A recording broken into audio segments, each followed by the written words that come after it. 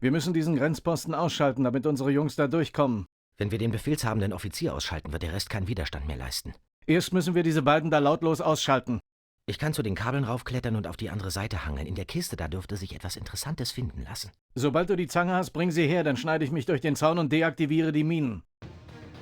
Joho, liebe Freunde, da sind wir auch schon direkt mittendrin in Commandos 2, einem wunderbaren Echtzeit-Taktikspiel aus dem Jahre 2001, hier aber in der HD-Remaster-Version aus dem Jahre 2022, die natürlich mit deutlich besserer Auflösung daherkommt als der alte Klassiker. Ansonsten spielgleich, soweit ich weiß.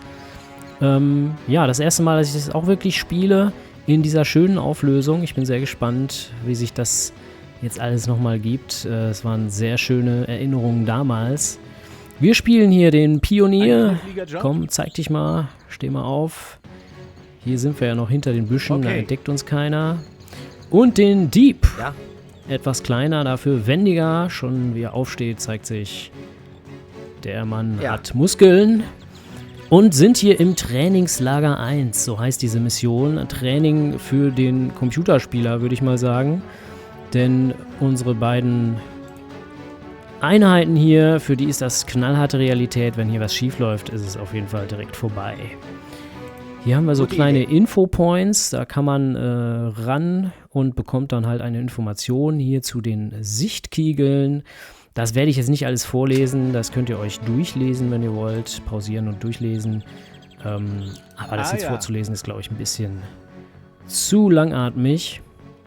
So, wir wollen hier uns vorarbeiten, alle Einheiten ausschalten, Stück für Stück. Und müssen dabei ein bisschen behutsam vorgehen, Stealth-missionsartig quasi. Denn wenn wir erwischt werden, dann ist es hier ziemlich schnell vorbei. Man kann zwar auch schießen etc., aber da ist das nicht unbedingt für ausgelegt, dieses Spiel. Ich mache mal einmal hier schnell speichern, damit wir zur Not auf alles zurückgreifen können. Und dann würde ich sagen, geht's los. So, wir müssen einen kleinen Moment warten, denn der gute Soldat hier mit seinem Sichtkegel, der dreht hier die Runde und würde uns sehen, wenn wir uns jetzt an den anderen heranschleichen würden. Das ist dieses klassische Spielprinzip mit den Sichtkegeln. Kennt man vor allem aus Kommandos, aber es gibt auch viele andere Spiele, die das aufgegriffen haben. Ich weiß nicht, ob Kommandos das allererste Spiel war. Tatsächlich. Dafür bin ich ausgebildet. Jetzt gehen wir hier mal langsam ran. Feinde betäuben mit Q, das wollen wir hier gerade umsetzen. Fesseln und knebeln werden wir dann direkt. Und dann die Leiche, beziehungsweise er ist ja nur ausgeschaltet, ist keine Leiche. Den betäubten Soldaten fesseln und knebeln, aufheben und hier ins Versteck bringen. Denn genauso wie wir hier liegen, ungesehen, kann auch dieser gekidnappte Soldat hier liegen, ohne dass seine Kollegen ihn direkt entdecken. Wir können jetzt hier auf das Inventar des Gefangenen zugreifen und uns da mal bedienen. Besonders wertvoll sind diese Zigaretten, wie ihr gleich sehen werdet. Die kann man nämlich sehr schön einsetzen, um Leute irgendwo hinzulocken. So, Zigaretten sehe ich hier, ist das Kürzel T. Die schmeißen wir jetzt mal hier unten hin. Dafür bin ich ausgebildet. So, da liegen die. Gut erkennbar für unseren Patrouillengänger hier. Kleinen Moment müssen wir warten, bis der seine Runde auch wieder hier unten rumdreht. Dann wird er darauf direkt aufmerksam werden. Ich finde es erstaunlich, dass er auch in einem hinteren Kegel eine Packung Zigaretten sofort erkennt. Wenn wir da allerdings jetzt liegend jagen wir hoch. Da schleichen würden, dann sieht er uns nicht. Zigaretten scheinen da echt auffallend blau zu sein. So, da haben wir auch schon den zweiten aus dem Verkehr gezogen, ohne dass irgendjemand es hier mitbekommen hat. Und durchsuchen den mal. Jetzt können wir das ganze Gewehr oder nur die Munition mitnehmen. Theoretisch bräuchten wir das gar nicht, weil wir können die Mission hier auch ohne Gewehr abschließen, aber das machen wir mal. So, dann nimm mal die Zigaretten. Okay. Und dann, ja, muss man halt hier immer im Blick haben. Jetzt habe ich die Karte geöffnet. Hier sieht man nochmal ganz praktisch, rot die feindlichen Einheiten. Und dann muss man immer schauen, wer hat hier was im Blick. Diese Einheit hier schaut nur geradeaus, bewegt sich dabei nicht. Der schaut auch nur nach vorne auf seine Arbeit, dreht sich nicht um. Der hier, der schwenkt zwar durchaus mit dem Blick, hat aber eine deutlich eingeschränkte Sicht durch die Büsche. Ja, und ansonsten kümmert es keinen, wenn wir uns hier unserem, dem Bauarbeiter hier nähern. Der hat zwar keine Waffe, aber auch der würde Alarm schlagen, wenn er uns bemerkt. Und würde handgreiflich werden, sag ich mal. Der würde einen auf jeden Fall schlagen. Wenn man dann gar nichts tut, verliert man da auch Lebensenergie. So, der hat aber nichts dabei. So, man kann die Jungs auch gleichzeitig befehligen, beziehungsweise nach und nach, und sie führen dann aus, was man ihnen aufgetragen hat. Der Dieb, das sehen wir hier, der kann den Telefonmasten erklimmen. So haben wir ja auch in der kleinen Zwischensequenz am Anfang erfahren dürfen. Ah ja. So, der Pionier liegt auf der 4. Man kann die Tastenkürzel hier ganz gut nutzen. Du kannst mal hier rüber klettern, und zwar bis nach hier hinten. Und da hinten an diesem Telefonmasten bitte wieder runterklettern. So. Während du dich noch um den hier unten kümmerst. Solange er langsam läuft, brauchen wir uns keine Sorgen zu machen, dann macht er keine größeren Geräusche. So, leg dich mal hin. Unterwegs. Wenn jemand rennt allerdings, dann sieht man diese Druckwellen. Ihr habt das vielleicht gerade schon manchmal gesehen. Warte, ich kann das mal kurz demonstrieren. Diese Druckwellen auf dem Bild, und da sieht man, das ist dann sehr laut. Und wenn diese Druckwellen halt jemanden erreichen, einen der gegnerischen Einheiten, dann hören die uns. Und dann kann so eine Aktion auch schon mal ganz schnell wieder zu Ende sein. Maschinengewehr nehmen wir mal mit. Einfach so. Ja, herrlich fand ich ja im Intro auch die Frage, mal sehen, was sich in dieser Kiste befinden könnte. Wenn du die Zange hast, dann bring sie mir rüber. Ja, anscheinend scheint der Pionier da schon mehr Informationen zu haben als der Dieb, was den Inhalt dieser Kiste anbelangt. Irgendwie ein ganz lustiges Detail hier. Nicht nur die Zange ist hier drin, vielleicht bezog sich das natürlich auf die Handgranaten, die sich hier noch verstecken. Die nehmen wir natürlich auch gerne mit. So, der Dieb könnte jetzt zwar auch den Soldaten hier betäuben, schlagen, sag ich mal. Doch dann hätten wir das Problem, dass er ihn nicht fesseln kann. Das, habe ich noch nicht so ganz verstanden, warum der Dieb zwar aufgrund seiner Statur trotzdem Leute auch betäuben kann, aber nicht fesseln. Hat er das Zeug einfach nicht dabei? Das wäre ja irgendwie schlecht ausgestattet, oder? Naja, komm auf jeden Fall mal hier rüber. So, wir zoomen wieder rein. Mit dem Mausrad geht das ganz einfach. Dann komm mal runter. So, und dann durchsuch mal den Pionier. Zumindest kann man diese Funktion genauso benutzen und dann auch zwischen den Einheiten einzelne Teile austauschen. So, mit der Zange kommen wir jetzt hier auch durch den Zaun. Bleib noch mal kurz stehen. Wie war das noch hier mit der Sicht? Na, mit der Maus hier ein bisschen. So. Der sieht uns nicht, wenn wir hier rangehen. Jetzt können wir die Zange bedienen. Bevor wir da ins Minenfeld gehen, speichere ich lieber nochmal ganz schnell. Quick Save. So, der Pionier hat die schöne Fähigkeit, den Minendetektor auszupacken.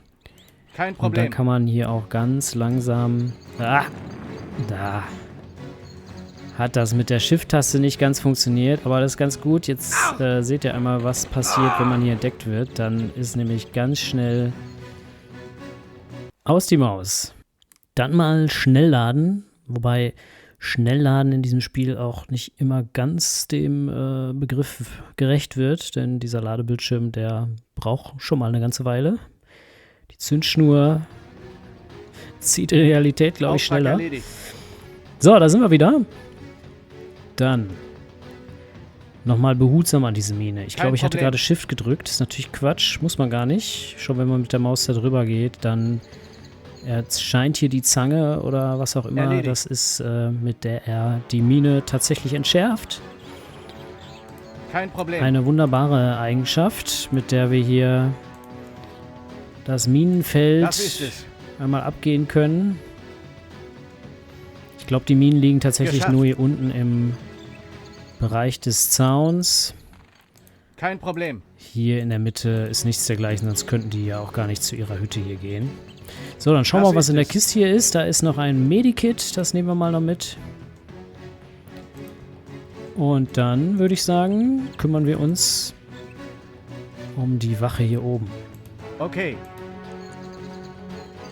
Der guckt auch nur nach vorne. Okay.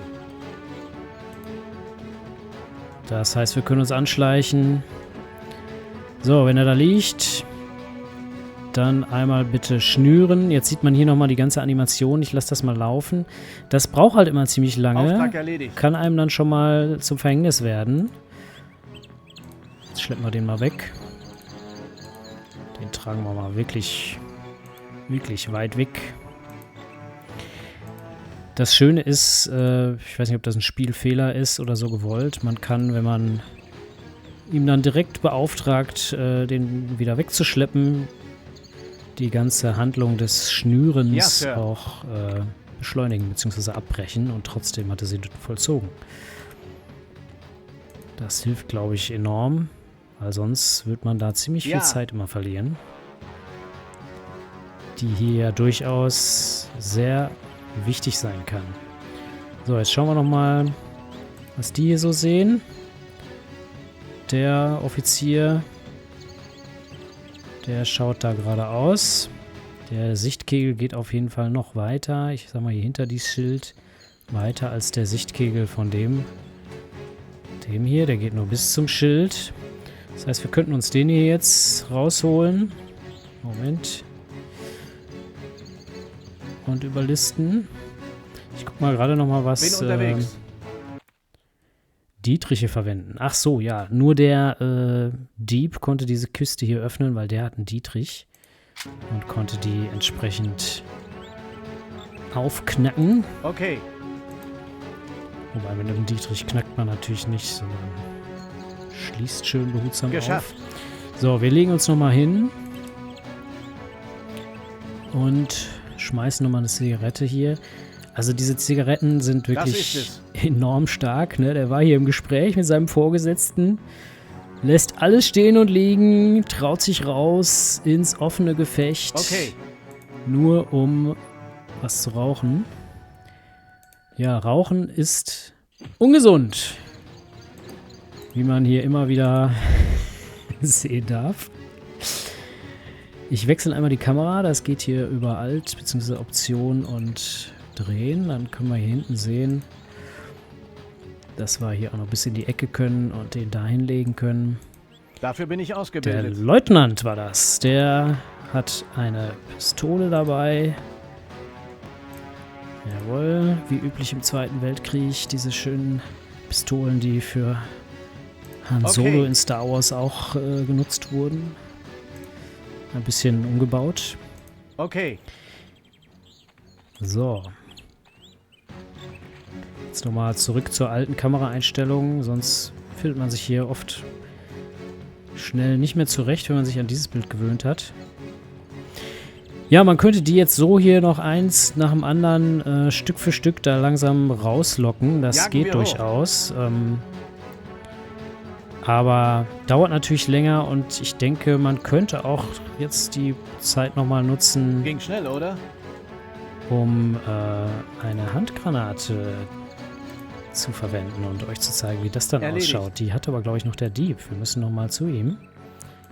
Der hatte uns nur die Das Zange ist es. gegeben. Habe ich vorhin nicht dran gedacht.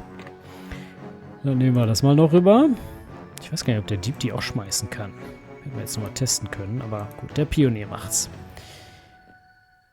Ja, damit ist die Mission dann gleich vorbei, wenn wir das gute Stück da reinwerfen. Was ich euch am Anfang vorenthalten habe, das ist das schöne Intro zu diesem Spiel, was auch nochmal erläutert, was die Kommandos sind, welche Bewandtnis das hat. Das blende ich jetzt gleich nochmal ein zum Abschluss dieses Trainingslagers 1. Dann könnt ihr euch das anschauen. Vielen Dank fürs Zuschauen. Schaltet gerne wieder ein, wenn ihr das zweite Trainingslager auch noch sehen wollt. Da geht es auf jeden Fall dann noch viel heißer her. So viel kann ich verraten. Da kommt es richtig zur Action. Ja, vielen Dank. Und dann gucken wir mal, was ist Shortkey von der Handgranate, habe ich jetzt vergessen. Einmal bitte hier in die Mitte. Ja, Sir. Ja, Sir. Kabum. Rauch steigt auf und der Einsatz ist abgeschlossen. Viel Spaß beim Intro und bis dann. Sommer 1940. Deutsche Truppen überrennen mit ihrer Blitzkriegsstrategie das europäische Festland. Polen, Norwegen, Dänemark, Belgien, Frankreich, Holland. Innerhalb nur weniger Monate unterliegen diese Länder dem brutalen Vormarsch der deutschen Wehrmacht. Der Rest der alliierten Truppen wird bei Dünkirchen ins Meer getrieben und zum Rückzug gezwungen. Über englischen Städten kreisen täglich deutsche Bomber und werfen ihre tödliche Last auf die Millionenstädte. Während die Wehrmacht fieberhaft eine Invasion Englands vorbereitet, sucht das alliierte Oberkommando nach einer Lösung seiner strukturellen Probleme. Um den Verlauf des Krieges noch zu ändern, ist ein schnelles Umdenken dringend erforderlich. Ein waghalsiger Plan wird genehmigt. Eine Sondereinheit aus Elitekämpfern soll die Flexibilität und Schlagkraft der alliierten Truppen erhöhen. Nahkampfexperten, Sprengstoffspezialisten und Techniker werden gezielt angeworben und in geheimen Trainingslagern auf ihren Einsatz hinter den feindlichen Linien vorbereitet. Das alliierte Oberkommando sucht nach Männern, die selbst in den ausweglosesten Situationen Initiative zeigen, sich jeder Umgebung anpassen und jede bedrohliche Situation meistern. Ihre Aufgabe? Als Speerspitze der alliierten Truppen dringen sie tief in die deutsch besetzten Gebiete vor und bereiten in unmittelbarer Nähe der deutschen Truppen die Gegenoffensive vor, die zum Untergang des Dritten Reiches führen soll. Das alliierte Oberkommando nennt diese Elitekämpfer Kommandos. Die Kommandos. Ja, starkes Intro mit diesen historischen Aufnahmen. Wir sehen uns hier wieder bei Kommandos 2 im Trainingslager 2. Schaltet gerne wieder ein. Bis dahin, alles Gute. Ciao.